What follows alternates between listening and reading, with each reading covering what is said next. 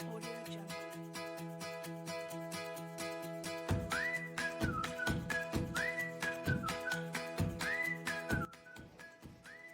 Selamat pagi semuanya. Good morning. Bagaimana kabar kalian hari ini? Semoga selalu berdoa agar kalian tetap sehat, tetap bahagia dan semangat untuk belajar. Ya, hari ini kita akan belajar tentang tema 2, subtema 1, pembelajaran ketiga. Ya, dalam pembelajaran 3 kali ini kita akan belajar 2 muatan pelajaran. Yang pertama, kita akan belajar tentang IPA, yaitu cara penyesuaian diri tumbuhan terhadap lingkungan. Dan yang kedua adalah tentang bahasa Indonesia. Kita akan memahami bagaimana caranya menggali informasi berdasarkan teks cerita sejarah atau buku sejarah sesuai dengan konsep apa, siapa, di mana, mengapa, bagaimana, kapan, atau 5W 1H. Nah, kita akan pelajari setelah ini ya.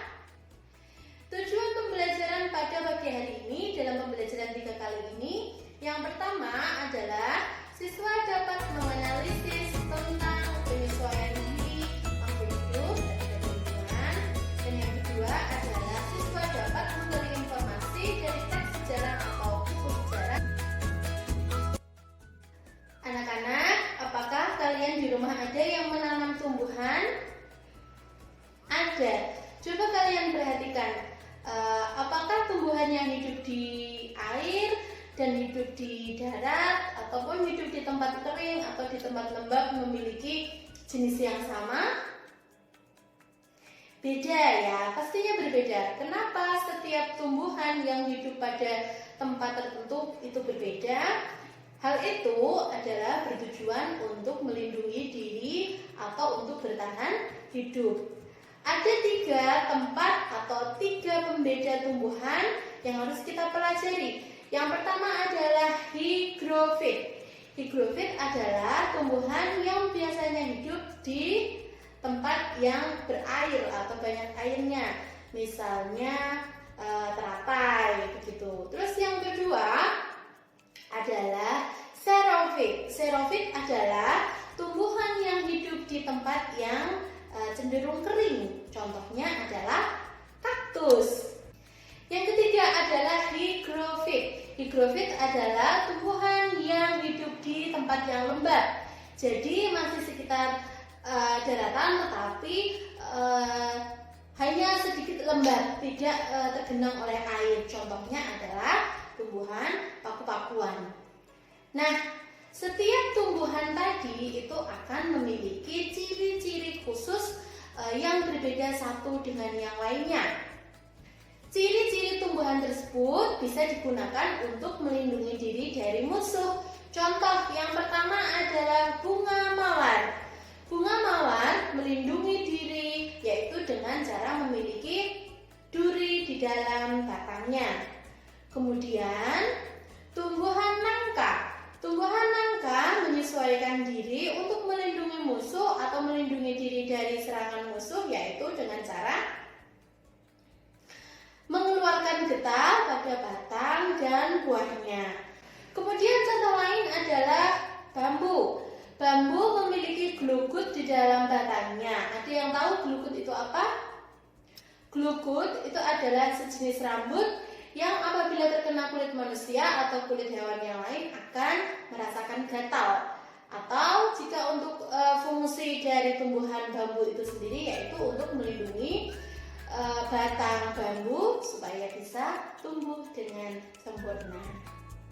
Selanjutnya yang akan kita pelajari adalah tentang menggali informasi dari suatu teks sejarah. Perhatikan teks sejarah berikut tentang tokoh-tokoh proklamasi. Sedikit kita ketahui tentang sejarah teks proklamasi, yaitu di mana proklamasi dibacakan oleh Insinyur Soekarno yang menandakan bahwa Indonesia telah merdeka atau bebas dari penjajah. Lalu siapa saja tokoh-tokoh yang berperan dalam perumusan teks proklamasi? Salah satu tokoh yang berperan penting adalah Insinyur Soekarno, Muhammad Hatta, Fatmawati, Ahmad Subarjo, Laksamana Maida, dan beberapa tokoh yang lain. Ya, berdasarkan teks bacaan, kita akan mampu menggali informasi mulai dari kalimat pertanyaan apa, yaitu apa judul teks bacaan di atas. Teks bacaan di atas yaitu berjudul Tokoh-tokoh Proklamasi.